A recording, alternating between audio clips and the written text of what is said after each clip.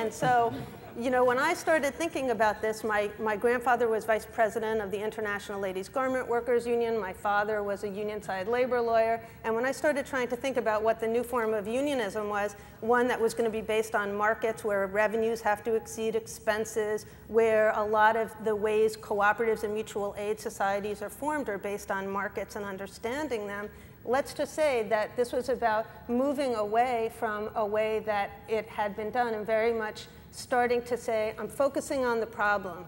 A lot of identity issues and the ways that we've done things in the past just can't be the way that we're going to do them in the future, and that we do have to have this kind of openness to a lot of the trappings that get in the way of that problem solving. And I have no idea if I'm running out of time, but I have one last thing, and when you want to talk about Hannah Arendt, just got to keep going. So why on earth Hannah Arendt? Well, one of the things about being an innovator, and I'm sure the people on the panel have all had this experience, that when you're an early stage innovator, and I'm sure lots of people around the room have this experience, you go out in the world and you have your idea because you have your vision and your intuition and maybe your knowledge and your years of working in a particular field. And many people say, that's crazy. Why don't we stick to the things that we know already work? And so it becomes very difficult and frustrating, which is why a community of peers is really important. So what does this have to do with Hannah Arendt? Well, let me just tell you about one of our members, and this just happened very recently. So now we're having these incredible layoffs. We all know what's happening with the stock market, but for freelancers and independent workers, as I said, they are not covered by any of the social safety net. And so now just start thinking about this. For a freelancer, for every dollar that you earn, you put 60 cents in the bank and 40 cents in a savings account. And your 40 cents pays your taxes and your benefits. And so you live on the 60, you save on the 40. So we have been doing a lot of focus groups to launch our retirement plan. And one of our members, who is no spring chicken, was talking about his 60, 40, and in the middle of the focus group he said, and I don't have health insurance. And we were talking about retirement, so we finished the focus group, and I went up to him after and I said, why don't you have health insurance? At the very least, you should get like the high deductible plan. He said, Sarah, I haven't worked since November and I'm living on my 40 cents. And as I sat there and I was going through the alphabet of government programs, I realized this man who has been working for decades has got to spend down to Medicaid because we don't have a social safety net for him. And it was the first time in the 13 years that I've been doing this that I went back to my office and I just cried because I thought, what about the banality of evil? As people said, we have a way of doing it here, and there's a standard way, and it fits the majority of people, so why should we focus on updating the unemployment laws, and why should we update the retirement laws, and why should we update the health insurance laws? But the fact is that a third of the workforce is now going into this new way of working, and we're spending them down to welfare. And whether you want to approach it from a neoclassical economics perspective or tikkun olam, there's just no good reason for why we're setting up a society like that. So I think that, well, thank you. So, haven't gone over my 4 minutes, but I am from Brooklyn. Let me say, I think it's a false dichotomy. Let's just focus on the problems and be creative about how we're going to solve them.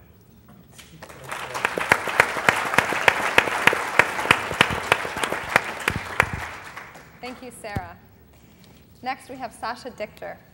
Sasha is the Director of Business Development at Acumen Fund, a global nonprofit that invests in enterprises that serve the poor. Before Acumen Fund, Sasha worked as Global Manager of Corporate Citizenship at GE Money, expanding financial offerings to underserved communities globally. He also served as a Senior Program Manager at IBM, spearheading the company's corporate citizenship strategy and launching a leadership program for school administrators. He began his career as a management consultant for Booz & Company and has worked with the microfinance group of Bank Rakyat, Indonesia. Now, you may have read his blog on philanthropy at sashadichter.wordpress.com, and now we have the pleasure of hearing him today. Thanks, Marcella. When we were prepping for this, if I had known that the real thing I should have done is not speak after Sarah, then I would have done that. So Marcella talked a little bit about a culture of innovation, and sort of before getting into the meat of what I wanted to talk about, just wanted to pull off of that and quote from a guy named Randy Nelson. Randy is the dean of what is called Pixar University. So Pixar makes animated films, as you know. WALL-E just got Best Animated Feature this year. And he was giving a talk on innovation, and he told the story of the problem that NASA was facing when they wanted to hire the first astronauts to walk on the moon. And the recruiting challenge is, how do you recruit for a skill that has never been tested before? And usually when you recruit, you look for depth. But when they looked for depth, they found far too many people, and they didn't think that that was enough. They thought that they wanted somebody who would recover from failure well, which is particularly hard to do when you're looking for test pilots. So the reflection was that was the way they should go, and that is in fact how they ended up recruiting. And Randy's reflection, as they have thought about a constant culture of innovation at Pixar, is that the core skill of innovators is really failure recovery rather than error avoidance. So failure recovery rather than error avoidance, which really, to me, is the opposite of the culture of philanthropy and nonprofits, just as a starting point. Acumen Fund is, as Marcella mentioned, a nonprofit social venture capital fund, which is a mouthful. But we were founded in 2001, and what we do is we raise philanthropic capital and then invest in growing businesses that serve the poor, specifically in India and Pakistan and East Africa. We've got about a $40 million fund invested right now, and really finding and supporting innovators is the core to what we do. When we look for an investment, we look for three things. And again, as I mentioned, one is first serving the poor. The second is that it be economically self-sustaining.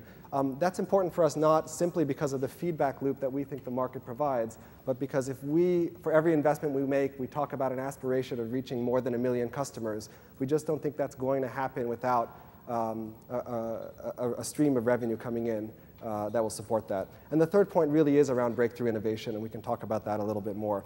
To give a real example, though, in 2006, there was a chain of maternal hospitals in southern India in the state of Andhra Pradesh. And they had found a way to build a business model whereby a person could have a clean, safe, affordable birth in a hospital for 1,500 rupees. Really found a space in the marketplace between the private hospitals that cost about 8,500 rupees and free, which ends up not in fact being free, both in terms of the cost for health damages, but also just because you end up paying for medicines and the like. So for $30, you can have a clean, affordable birth.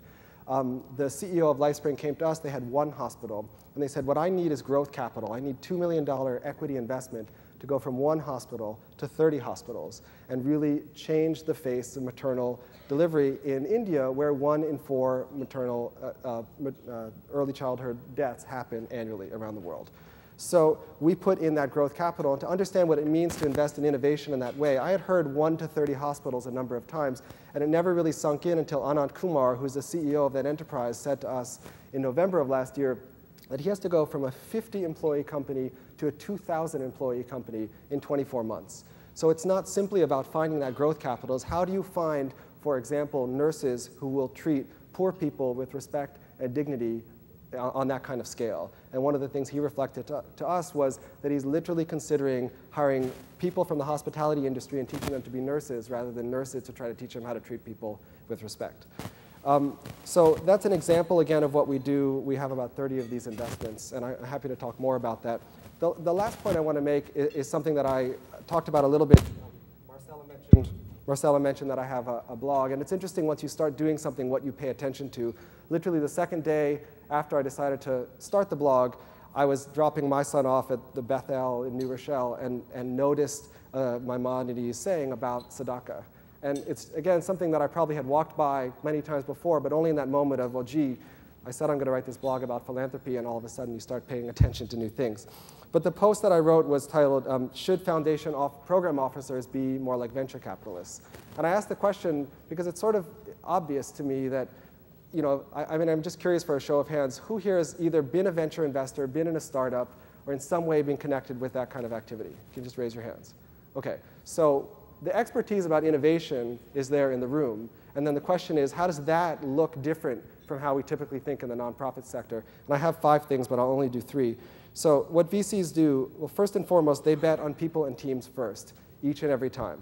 And typically, at least, large foundations look often, I would say, to nonprofits as implementers of programs. which is two very, very different things.